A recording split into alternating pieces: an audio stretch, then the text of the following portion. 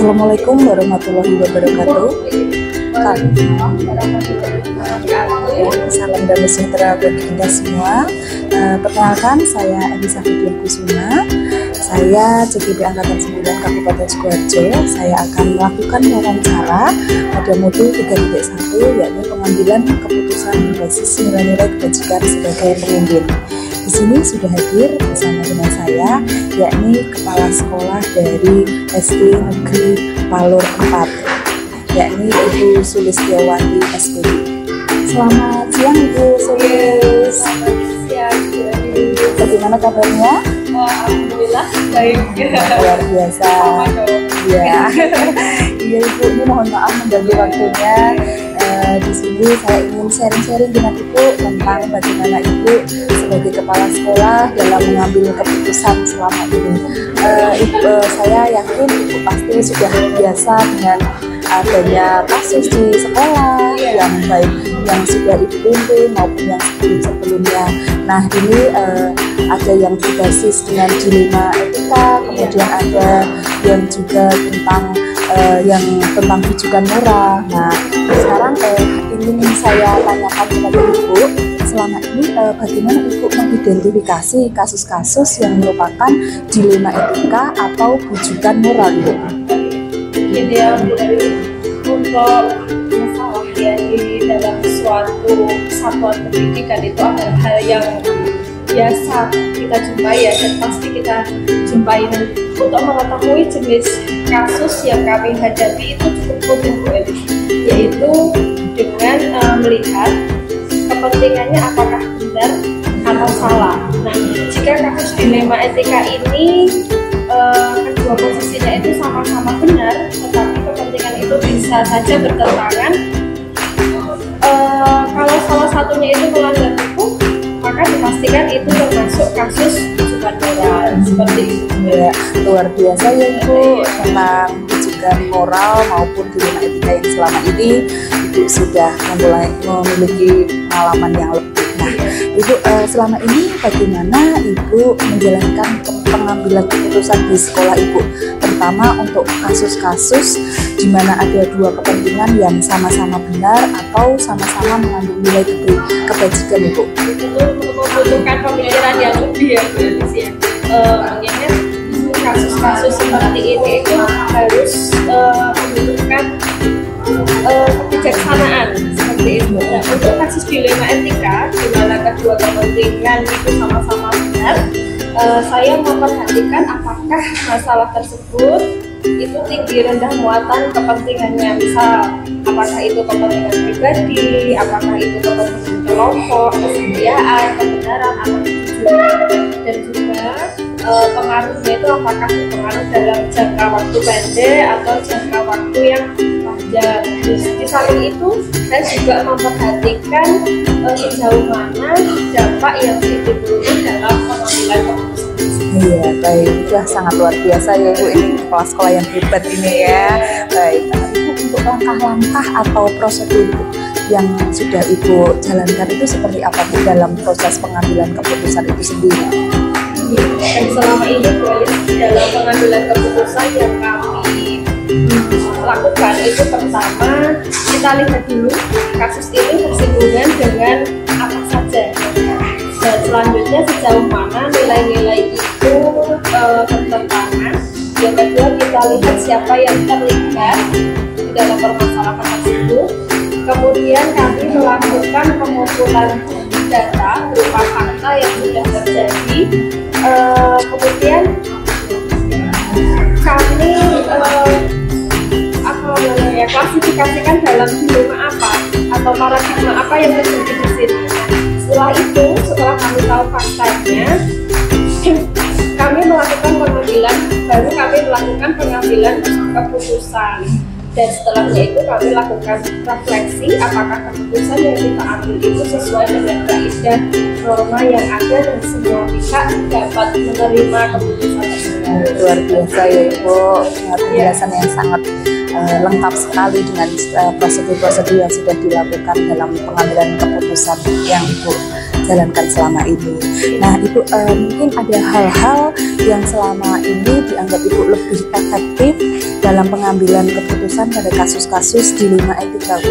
Dalam kasus dilema etika itu dilakukan sesuai dengan nilai-nilai dan tidak menimbulkan masalah kemudian. Itu saya kategorikan efektif dalam pengambilan keputusan seperti itu. Ibu.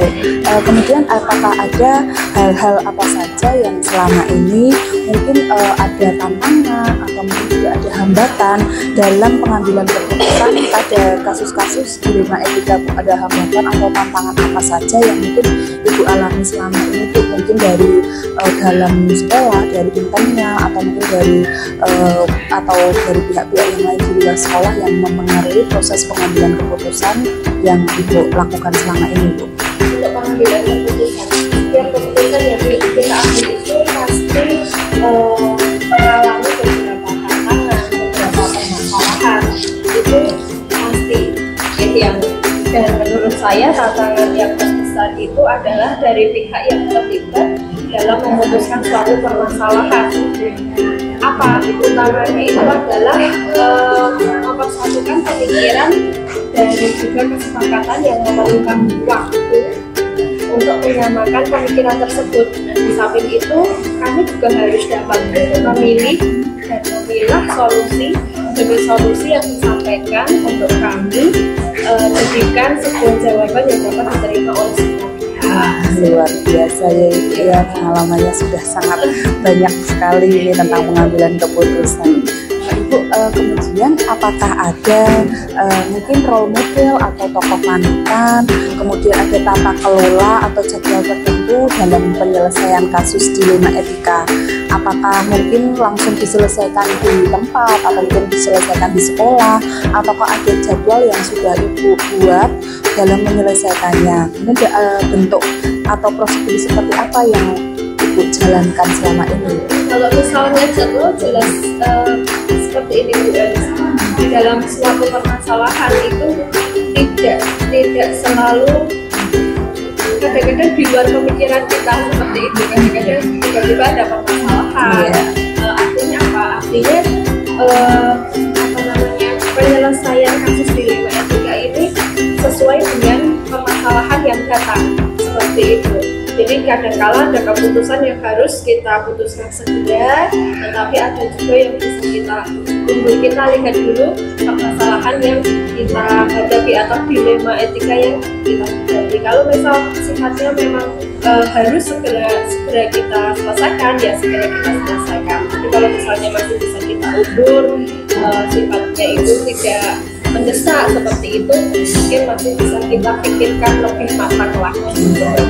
Jadi memang harus dilihat dulu kasusnya seperti apa, kemudian dilihat urgensinya, skala prioritas yang memang harus segera diselesaikan ataupun bisa untuk ditunda atau mungkin ada solusi atau alternatif lain. Kemudian Ibu, kalau misalnya saja dalam mengambil keputusan itu mungkin ada keraguan dengan resiko yang akan terjadi, itu bagaimana Bu kita untuk mengantisipasi hal tersebut, meminimalkan resiko yang akan muncul dari keputusan yang kita ambil? Apa langkah kita? Apakah kita tetap percaya diri saja, tetap yakin, ataukah ada pertimbangan yang mungkin digunakan untuk meminimalkan resiko yang ada dari keputusan yang dibuat?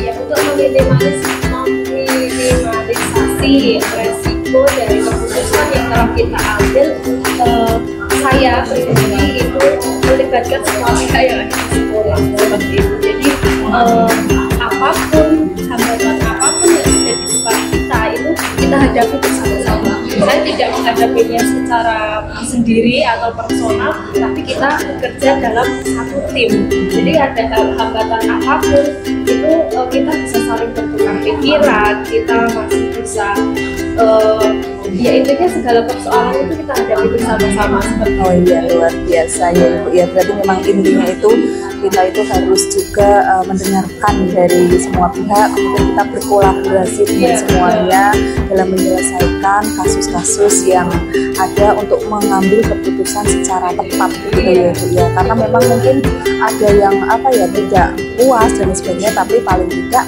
keputusan yang diambil itu sudah melibatkan banyak pihak dan semuanya sudah setuju gitu ya. Iya, pasti kalau untuk pengambilan keputusan itu tidak serta-merta saya mengambil keputusan. Bila saya membutuhkan pembicaraan khusus dengan rekan sejawat saya, mungkin seperti yang sampaikan tadi, kita perlu berkolaborasi dengan banyak pihak. Utamanya kalau kita di sekolah jelas kita tidak bisa sendiri. Iya, betul sekali ya Ibu ya. Bagaimana Bu kalau misalnya ada pihak-pihak yang istilahnya kurang setuju atau kontra dengan misalnya keputusan yang sudah kita buat Ibu, apakah kita perlu menyadarkan juga itu atau kita biarkan saja karena memang sudah didapatkan Ibu? Menurut Ibu bagaimana sebaiknya? Kalau saya melihat dari sisi itu, saya ajak bicara dulu Bu, apa yang membuat mengganjal keputusan itu. Misalnya kita mau adakan kelas meeting tapi ada satu dua pihak yang tidak setuju, alasannya apa? Terus kalau misalnya sudah menyampaikan alasannya, mungkin beliau justru mempunyai pemikiran yang lebih baik dari kita, jadi masih bisa kita ubah secara bersama-sama selama itu tidak keluar dari tujuan kita di awal. Oh iya, luar biasa ya Ibu ya, cukup memberikan gambaran dan juga sharing-sharing tentang bagaimana kita menyelesaikan suatu permasalahan dan mengambil keputusan yang bijak. Memang ya tidak bisa memuaskan semua pihak, paling tidak ya kita sudah berusaha memberikan yang terbaik sesuai dengan tujuan. Baik Ibu, untuk selanjutnya Ibu, apakah ada mungkin seseorang atau faktor yang selama ini mempermudah atau membantu Ibu dalam mengambil keputusan, terutama dalam kasus-kasus di lingkungan etika Ibu? Kalau saya pribadi, selama menghadapi di lingkungan etika yang saya hadapi itu jelas. Tadi saya sampaikan bahwa yang membantu saya itu jelas guru-guru yang ada di sekolah, semua pihak, bisa juga dengan komite, bisa juga dengan ketua pakar kelas. Saya maksimalkan kinerjanya, jadi jelas program-program atau kasus atau dilema etika yang saya hadapi itu bisa kita hadapi secara bersama, kita selesaikan dengan berpikir. Ibu, terima kasih Bu untuk penjelasannya yang sangat luar biasa. Nah Ibu, dari semua hal yang telah disampaikan oleh Ibu tadi, mungkin ada pembelajaran apa yang dapat dipetik dari pengalaman Ibu selama ini dalam proses pengambilan keputusan berdasarkan dilema etika Ibu? Iya, jadi pertama dalam mengidentifikasi kasus yang terjadi harus dilakukan dengan pemikiran yang matang. Apakah termasuk kasus dilema etika? Jadi kita lihat dulu apakah ini kasusnya itu kasus dilema etika atau tujuan moral. Kemudian apakah ada kasus yang segera diselesaikan atau saya putuskan sendiri, atau beberapa kasus yang bisa kita selesaikan secara bersama-sama. Selanjutnya dalam pengambilan keputusan saya harus memperhatikan kepentingan dua sisi agar tidak menimbulkan gejolak yang Oh iya, baik, luar biasa Ibu. Kalau mungkin kita ada keraguan-keraguan dalam menyelesaikan suatu permasalahan atau mengambil keputusan, itu sebaiknya bagaimana Bu? Biar kita itu lebih yakin, lebih mantap. Selain kita melakukan diskusi bersama atau rapat, itu kira-kira apa yang sebaiknya dilakukan di dalam diri kita Bu? Ya kita optimis dulu. Jadi segala sesuatu itu kita harus optimis. Yang kedua itu adalah tenang. Jadi setiap masalah itu jangan kita hadapi dengan gegabah.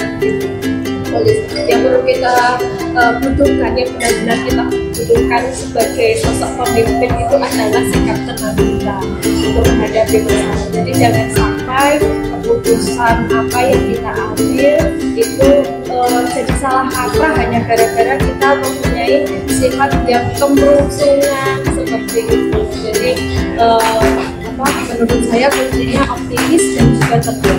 Luar biasa sekali ya Ibu ya. Terima kasih banyak Ibu atas sharing-sharingnya selama ini tentang bagaimana proses pengambilan keputusan, terutama dilema etika yang selama ini Ibu jalankan, Ibu lakukan di sekolah Ibu. Semoga dengan sharing-sharing kita hari ini bisa memberikan manfaat kepada saya dan mungkin kepada rekan-rekan yang lainnya tentang bagaimana cara kita mengambil keputusan yang tepat. Begitu Ibu. Terima kasih banyak ya Ibu untuk waktunya. Bermanfaat, sampai yang positif buat Bu Elis. Ya, terima kasih yang memberikan pengalaman positif buat Bu Elis. Iya, siap. Terima kasih Ibu. Selamat siang.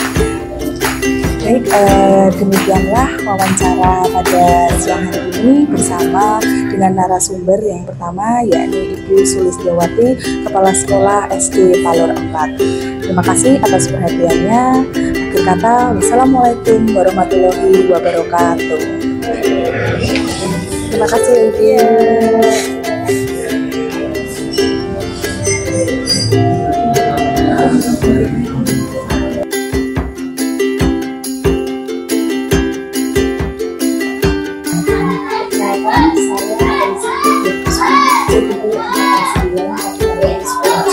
Di sini saya akan melakukan wawancara dengan Ibu Sekolah SD di Kabupaten yakni Ibu Anis Kusumawardhani SPDN. Selamat siang Ibu Anis. Selamat siang Bu Elis. Ya. Alhamdulillah sehat, baik, alhamdulillah. Semoga demikian juga dengan Bu Elis sehat selalu walaupun banyak kegiatan ya. Iya, ya, monggo. Melakukan wawancara dan Iya. ya. Mengambil keputusan yang dilakukan dan juga ada rujukan moral. Oh iya, iya. Nanti harus ada seri-seri Sari-sari saja. ini ketika mengambil keputusan dalam institusi atau instansi yang dipimpin selama ini. Langsung saja nih Ibu. Iya, monggo. Di sini saya ingin bertanya yang pertama Ibu, bagaimana Ibu mengidentifikasi kasus-kasus yang merupakan dilema etika atau rujukan moral di dalam Ibu mengambil keputusan di instansi Ibu selama ini? Oh, iya. Terima kasih. Di sini sebagai pemimpin, saya banyak mendapati hal-hal atau permasalahan seperti ini di sekolah ini, dan saya memperhatikan apa yang dimaksud dengan dilema etika ya. Itu apabila keduanya itu sama-sama benar, namun ada kepentingan yang di sini di dalam ada kepentingan yang bertuan, walaupun permasalahan ini sebenarnya sama-sama benar, namun ada kepentingan yang bertolak. Nah di sini dalam mengambil keputusan atau memecahkan permasalahan ini saya tidak sendirian, di mana saya selalu mengajak teman guru atau kemudian orang yang bersangkutan, kemudian dan pihak-pihak yang lain yang di sini bisa memecahkan permasalahan ini. Dan dari dari kami bermusyawarah dengan berbagai pihak ini tadi, kami bisa mengidentifikasi bahwa apakah ini termasuk permasalahan dilema etika, itu mungkin. Luar biasa sekali ya. Nah sekarang Ibu selanjutnya, bagaimana Ibu menjalankan pengambilan keputusan di sekolah, terutama untuk kasus-kasus di mana ada dua kepentingan yang sama-sama benar atau sama-sama mengambil nilai kebijakan. Mungkin bisa Ibu sharingkan selama ini bagaimana, atau adakah contoh kasus yang Ibu alami selama ini yang berkaitan dengan adanya dua kepentingan yang sama-sama benar. Misalnya saja ketika ada kemudian ada anak yang harus dimakan ataupun tinggal kelas, ketika ada sesuatu yang memang kondisi anak memang harus dinaikkan, tapi ada sesuatu juga kalau tidak kita dinaikkan nanti akan ada resiko-resiko. Bisa sharing kepada saya, kepada semuanya tentang bagaimana itu. Terima kasih. Seperti yang telah saya utarakan di depan tadi, di bahwa kami di sekolah kami itu selalu mengadakan rapat dewan guru. Jadi selalu permasalahan yang ada dua kepentingan yang harus diambil itu kami selalu mengambil keputusan secara bersama dengan dewan guru, sehingga nanti apa yang kita ambil, contohnya seperti yang Ibu Elis tadi katakan, kita ambil yang tidak akan merugikan semuanya, dan itu juga tidak keluar dari aturan-aturan yang ditanami oleh pemerintah. Jadi memang kita dalam mengambil keputusan ini harus benar-benar melalui rapat bersama guru. Iya, betul. Iya. Keputusan yang diambil itu benar-benar sesuai dan kemudian tidak bisa memaksa semuanya. Iya. Tidak semuanya diberikan. Tidak, ya. Kesempatan untuk memberikan. Iya, ya betul. Ya.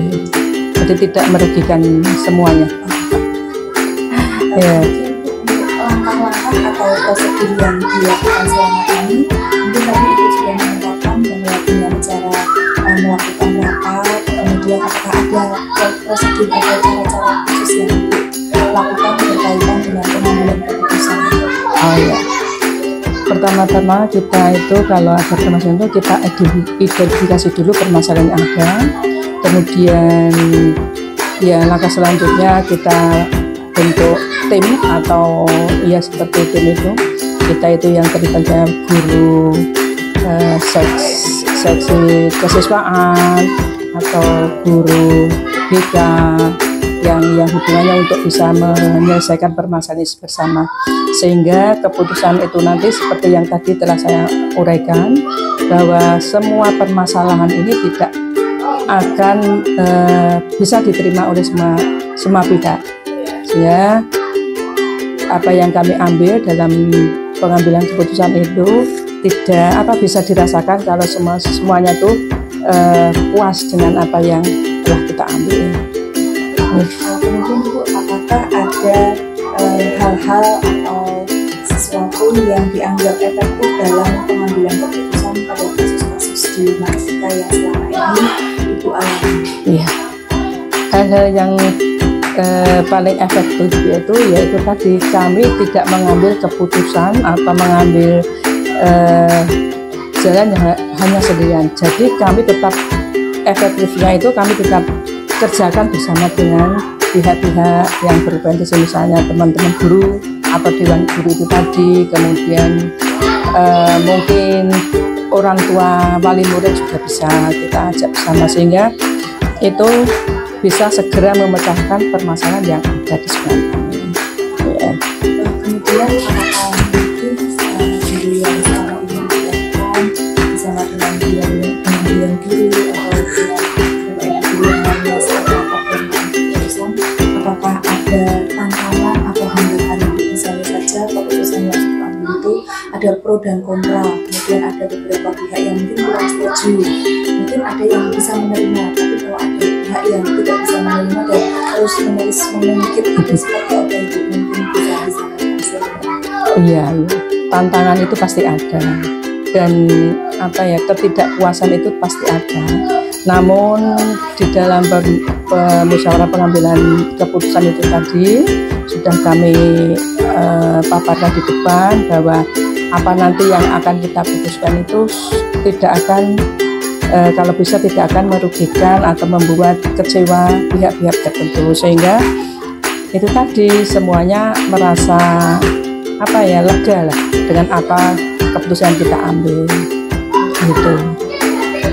Mungkin untuk jadwal atau proses pengambilan ada tata kelola, kemudian ada jadwal khusus yang mungkin Ibu bisa menyampaikan pada saat rapat, mungkin apakah ada suatu kegiatan khusus yang memang sudah dijadwalkan, mungkin atau memang secara insidental tidak ada kasus begitu. Iya. Apakah ada jadwal-jadwal tertentu seperti misalnya rapat rutin gitu dalam membahas suatu kasus di dalam pengambilan jadwal ini tidak bisa dijadwalkan ya, karena permasalahan itu kan muncul tidak bisa diduga, tidak terduga ya. Jadi kita untuk pengambilan langkah-langkah ini ya fleksibel saja. Seandainya hari itu ada permasalahan, secepat mungkin nanti kita mengadakan rapat musyawarah bagaimana untuk mengatasi masalah tersebut. Jadi permasalahan di sekolah kami itu tidak berlarut-larut, supaya tidak berlarut-larut ya.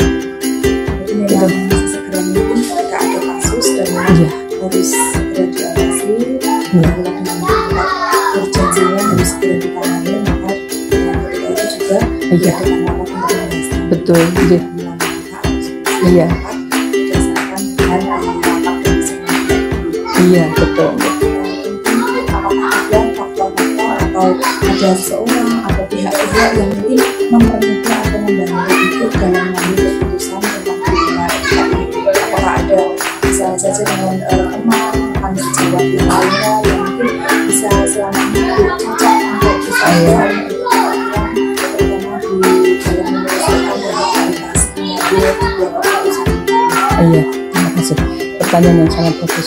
Nah, disinilah pentingnya menciptakan suatu suasana bekerja yang kondusif, di mana nanti kalau ada permasalahan yang datang, baik itu dari siswa maupun dari teman sejawat dan semuanya, itu kita bisa selalu bersama, monggo bersama kita pecahkan bersama, entah itu dari Bapak Ibu guru, entah itu dari wakil kepala sekolah. Kalau di situ istilahnya di sini kalau dari siswa itu dari seksi kesiswaan. Kemudian dengan situasi bekerja yang kondusif itu juga akan mempengaruhi dalam kita mengambil suatu keputusan dalam permasalahan yang ada, sehingga alhamdulillah di sini sekolah kami selalu mengedepankan itu kebersamaan dan bekerja dalam situasi yang menyenangkan. Jadi sangat membantu sekali dalam menyelesaikan permasalahan yang ada di sekolah kita. Terima kasih. Untuk dari semua yang sudah kita bicarakan, kita sharing tadi Bu, mungkin ada pembelajaran yang dapat dipetik dari pengalaman Ibu dalam mengambil keputusan, terutama dalam kasus di Etika. Mungkin ada suatu hal yang bisa dipetik ambil hikmahnya selama ini.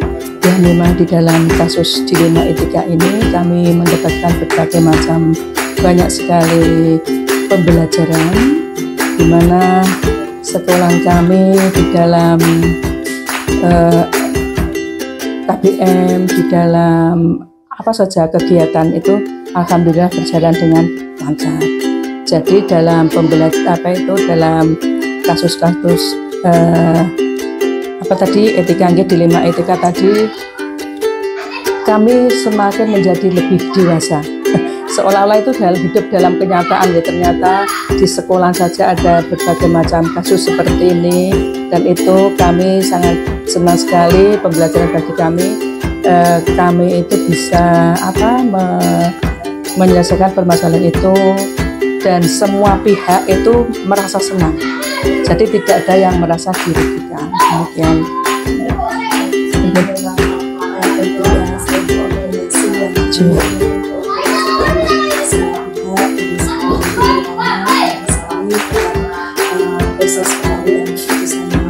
Iya, betul sekali. Terima kasih Bu atas sharing-sharing-nya. Iya. Amin.